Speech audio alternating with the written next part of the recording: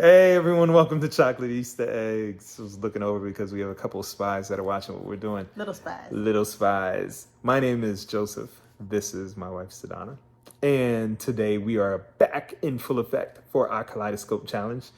We took a break last week because I had the COVID.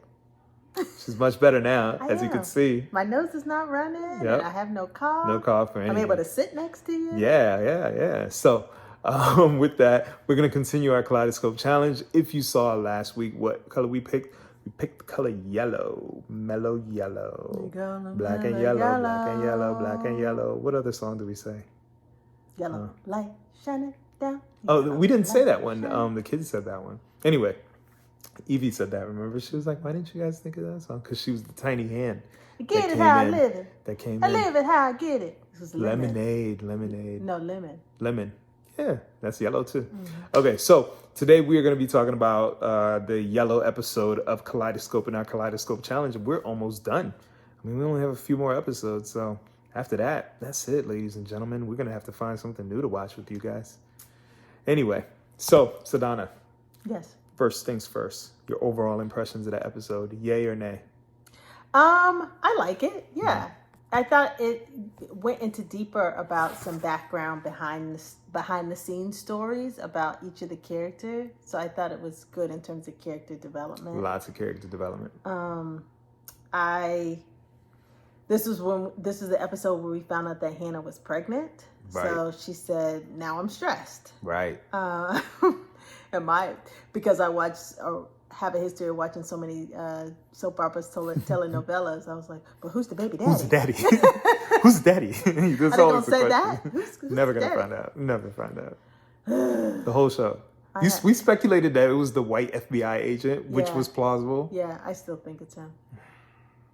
You gotta give it up at some point in time. Why? Did it say it wasn't him? They didn't, but they never interacted. I said what I said. Wait until I meet Giancarlo Esposito. I'm gonna ask him. You might want to ask the writer, Eric. He would know too.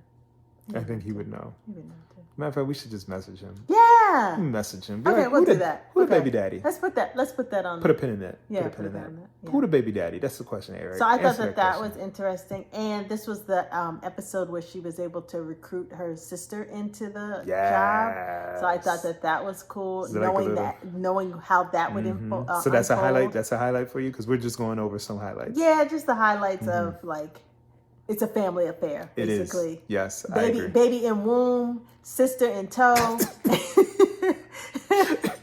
Daddy coming on. Baby in the heist too. The baby in on the heist too. Boss baby. Just saying that it's a true family affair. Yeah, it is. And that actually comes back up. Yeah, generational thing. Yep, it is. Generational wealth. Chocolate Easter eggs. Chocolate Easter eggs. You asked me to break it down. Let's go. What else you got? What else you like? That's it. I'm going to stop there. That's it? I have some other things, but I'm going to stop there. Do you have a chocolate Easter egg for today? I just told you about it. Oh, that was the chocolate Easter egg. Keeping it in the family. Okay. Generational wealth. Deep. Okay, some of the highlights for me is the way the episode started and the way it ended, where Silas says that loyalty is worthless, and Hannah says the same thing. I thought that was a good parallel because knowing what Silas did, and also the question of how far does loyalty go for Hannah, because she basically took, well, we know what she does with the heist money. She took the money from her dad. You know what I mean? And, is that a sign of loyalty? Because she did it to protect him and also to get rich. You know what I mean? And Silas, we already know how grimy Silas is. So, loyalty to him. I keep saying Silas. It's Salas. I thought it was Silas. Nope. Silas? Silas? Salas. It's a white dude that took a Hispanic name. Wow. So, Go back to our last episode. Salas. Sorry. So Salas took the. I have it written as Silas. That's why. Salas took the money. We all know what Silas did to Leo before he was Leo, and so because of that shows you how he feels about loyalty. Even though that was supposed to be his right hand man, his Ace Boone, his road dog. They on flyers together. They doing business and heists, and at the end of the day, he ate dinner with his family and the daughter.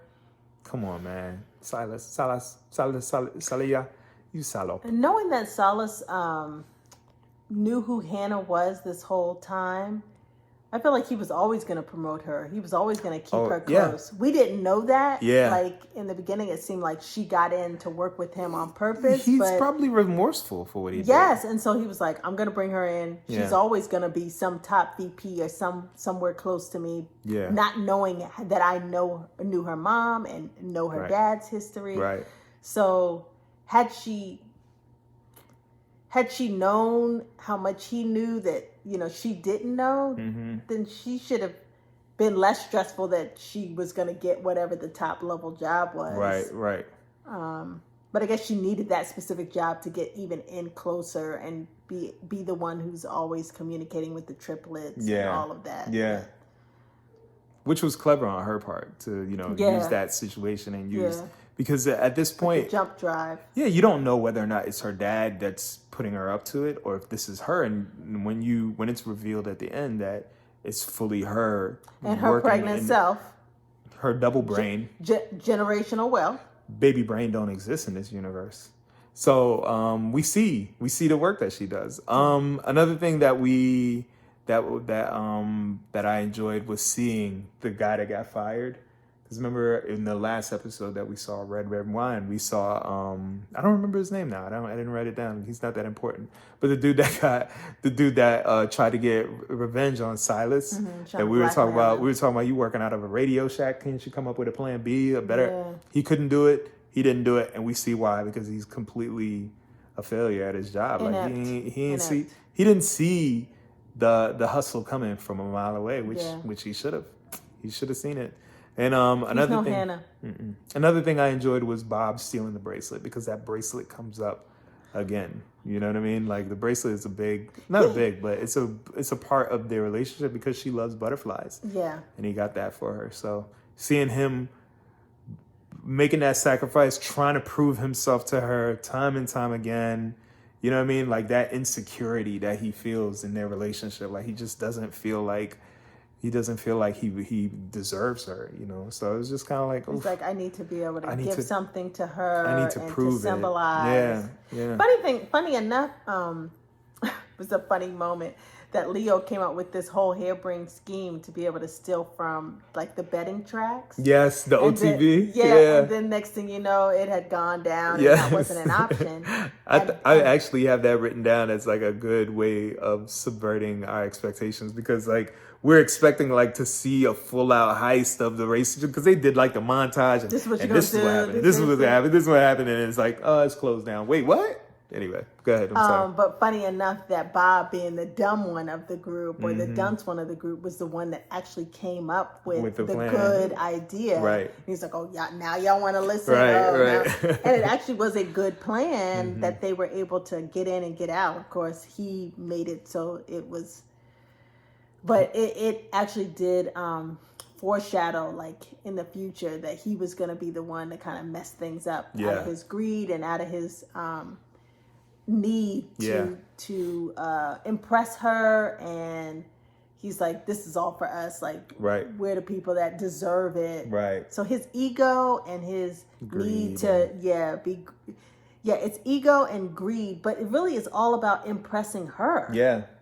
It wasn't like I need it because it's for me. He was more obsessed than anything else. There was like a slight obsession, obsessive personality.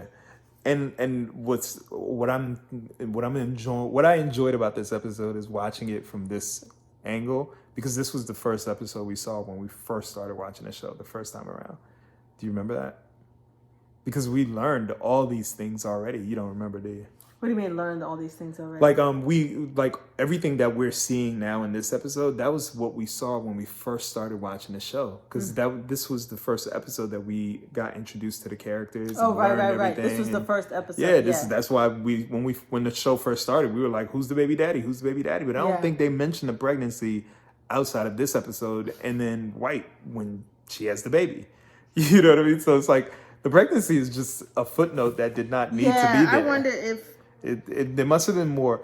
You know what? We're gonna holler at Eric. Eric needs to answer that question for us. Okay, so you ready for my chocolate Easter egg? Go ahead. My chocolate Easter egg is when Leo walks in. It's not really chocolate. Anyway, when Leo walks in to greet Stan, and Stan had his back turned, and we get introduced to Stan, who's basically, you could tell that he's the guy that can get anything for you, because he like handed the dude a brick of cheese from somewhere. Remember that? Anyway, he walks in and he says, Esposito's a bomb. He says, "How about a kilo of magic mushrooms?" You understand that reference? From when they were in the jail cell. The prison break. Yeah. I thought that was interesting because like the first time we saw it, we didn't know what that meant. Yes. We didn't understand what that meant. So I thought that was a good little Easter egg that they put in there. Just a little touchstone of their relationship and the last time they met, and their overall connection to the inside world, that bond that they shared. So I really enjoyed that little tidbit. I was like, oh, I remember that. I understood that reference. I just to touch base on your chocolate Easter egg, to raise it even to be more chocolatier. Ooh, you gonna put a cherry on top of my chocolate Easter egg? I noticed that Stan has little fudge in the middle? propensity to be a kind of like scratch my back, I'll scratch yours, Very like much. an exchange type of mentality, because his wife, who was yelling at him and mom were yelling at him, get this parrot. He's like, no, it's an aerial toucan, and there's only 12 in the world or something like that. Right, and they were like, well, why do you need a bird? And he was like, the bird is for the lotus, the lotus is for so-and-so, the so-and-so is for this, and even that block the car is like a $250,000 car. And that block of cheese was because somebody did this and did that. So his whole being is I'll give you this, I can get it. You give me that. And then everybody's all even and smooth. Yep. And so when Leo came to him like, I need you as part of this job, he then recommended the ex-girlfriend. And he didn't want anything to do with Bob. But his whole mentality or mindset is, okay, we'll get this person on that, then I'll get the money. Right. I don't think he was necessarily thinking, I'll get the girl back, but he was probably thinking, I'll get some more stability in my life. But I noticed more and more from this episode that he's all about, how can I do this to be able to get that? He is the gopher. Like, he's the guy that if you need something, you can get it. It doesn't matter what it is. And he prides himself on that. Absolutely. He loves it. Even the context of he had to go get the bees. And he was like, the bees are now your responsibility. Right. But he took pride in the fact that he went and got these deadly, bees. And now it's the next person's job to hand over. Yeah. Not everybody has that exchange mentality where I do something for you, you have to do something for me. But clearly it's very much a barter. Like, he is that barter system guy, and can, like I say, he can get anything. He did it in jail. In prison. And he did it outside of prison, and he became the go-to for anything that they needed. Whenever they would ask for something, he'd be like, yeah, I can get that. And just, I can find it somehow, some way. So anyway, any final thoughts before we hop off? We need to figure out who the baby daddy is. We're going to have our own investigation on that. I need to know. I want to know, too. I'm with you on the FBI agent. They didn't say it, but... Who else would it be? Like, to be able to tie it in. The only thing that we didn't see... But that would be kind of grimy. It seemed like there was a weird kind of... Like, throughout all the episodes... There was some kind of weird relationship going on there. I wonder if you know how true writers, they're writing stuff and they're like, maybe we could do this, but let's not. Something that got dropped. Yeah. Let's ask. But I can see the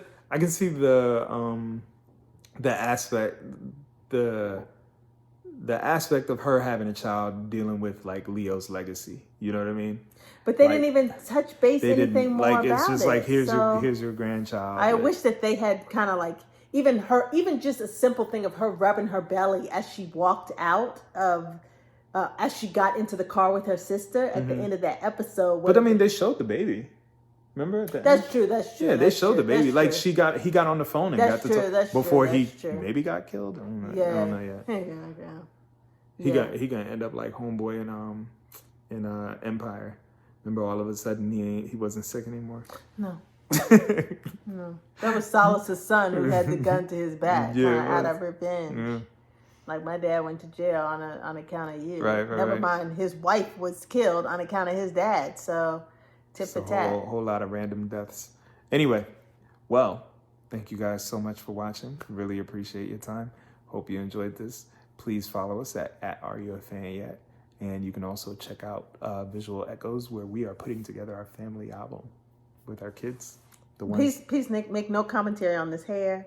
At some point, it's going to get done. Until tomorrow, then. right? And please make no commentary about this hair. On Friday, it's going to get done. Okay. Bye-bye. Bye-bye.